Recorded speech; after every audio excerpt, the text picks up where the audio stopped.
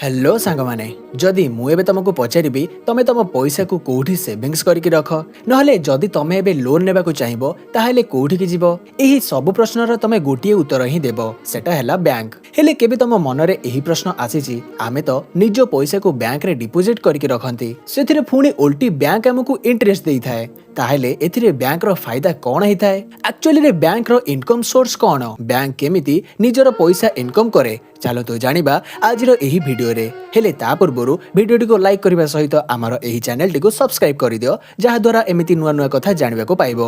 Number 1 customer money. Bank पाखरे income करिवार बहुत सारा सोर्स अछि हेले सबुठारु बड़ सोर्स हैला कस्टमर मानकर पैसा को यूज करबा। एक्चुअली आमे जे पैसा को नेकी बैंक रे डिपोजिट करंती सेही पैसा को बैंक अन्य कस्टमर मानकु लोन देई थाए आउ सेही लोन रे जे सुध मिली थाए सेथिरे ही बैंक रो अधिक प्रॉफिट हेई थाए। चलंतु गोटे छोट एग्जांपल साहाय्य बुझिबा। धरिनियो तमे गोटे बैंक रो कस्टमर तमे सेही बैंक रे 1 लाख टंका गोटे वर्ष पई फिक्स डिपोजिट करिदेलो जहा बदल रे बैंक तुमको 5% इंटरेस्ट देबो। एबे तमर सेही 1 लाख टंका बैंक पाखकु तो पळैला हेले बैंक एबे सेही पैसा को अन्य कोनोसी कस्टमर को 10% इंटरेस्ट रेट रे लोन देई देबो।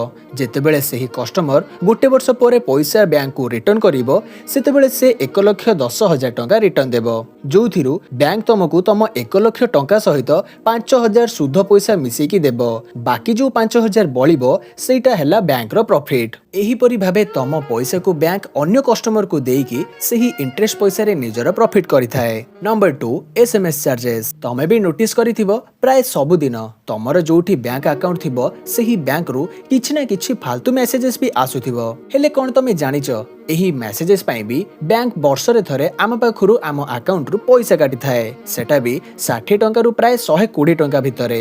एबे तमे भाबुथबो एतिक टंका रे बैंक रो कोन भी प्रॉफिट होउथबो हेले थरे भाबिलो तम भली आम देश रे लक्ष लक्ष कस्टमर बैंक रो अछंती ताहेले सेमानकर सब पैसा मिसेले बैंक रो केते मात्रा रे प्रॉफिट होउथबो ताहेले तुमको कोन लागुची बैंक रो एही फालतू मेसेजेस पाई भी आम पाखरु पैसा काटिबाटा ठीक ना भूल कमेंट सेक्शन ने निश्चय जणाओ। Number 3 debit card credit card. एक कथा तो तमे जानिथिबो जदि तमे कोनोसी अलगा बैंक एटीएम रु 3 थर रु अधिक पैसा उठेइबो ताहेले बैंक सेथि पई अलगा चार्जेस नेबो सेटा भी प्रति ट्रांजैक्शन पिछा 25 टंका।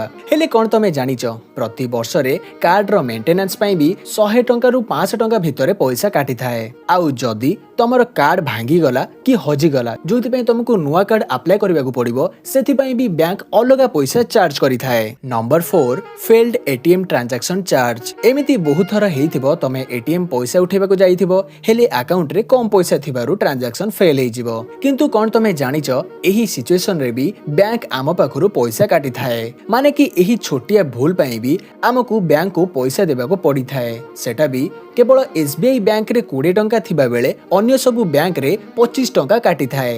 Number 5 cash transaction charge. सबु बैंक रो सेविंग्स अकाउंट होल्डर को कैश ट्रांजैक्शन फ्री रे करिवार अनुमति थाए किंतु एही लिमिट क्रॉस हेबा परे बैंक तमठारु चार्ज नेबा आरंभ करि दिए जेमिति एक्सिस बैंक रे मासकु केवल 2 लाख टंका पर्यंत तमे 4 थर उठेई परिबो किंतु एही लिमिट क्रॉस हेबा मात्रे ही बैंक तमठारु 2.5% अलगा चार्ज नै थाए। एही 4टी पॉइंट को छाड़ी देले बैंक आम पाखरु minimum account balance cash transfer cheque clearance locker facility insurance जरिया रे भी बैंक आमठारु प्रॉफिट करि थाए। एही वीडियो देखि सारिबा परे तम मनरे भी प्रश्न आसुथिबो जदि बैंक आम डिपोजिट पैसा को आउ काहाकू लोन देई दिए ताहेले आमे जेतेबेले हठात पैसा उठेबाकू जाहंती ताहेले सेतेबेले से पैसा कोठु आने। एक्चुअली आरबीआई जोटा हैला रिजर्व बैंक ऑफ इंडिया जे कि सबु बैंक रो बापा तांको रूल अनुसार डिपोजिट अमाउंट रो किछि परसेंट कैश बैंक को निज पाखरे रखिबाकू पड़ी थाए एहाकू कैश रिजर्व रेशियो कुहा जाय। एही रेशियो भी केते रहिबो सेटा भी आरबीआई ही डिसाइड करि थाए। आउ गोटे इंटरेस्टिंग कथा कोन जानिचो जदि तमे निजर प्राइवेट बैंक खोलिबाकू चाहिबो ताहेले खोली परिबो हेले कंडीशन गोटिए तम पाखरे 500 कोटी टंका थिबा दरकार। एटा मु कहूनी आरबीआई गाइडलाइंस कहूची ताहेले कोन कहूचो एथर बैंकटा खोला हबो तो।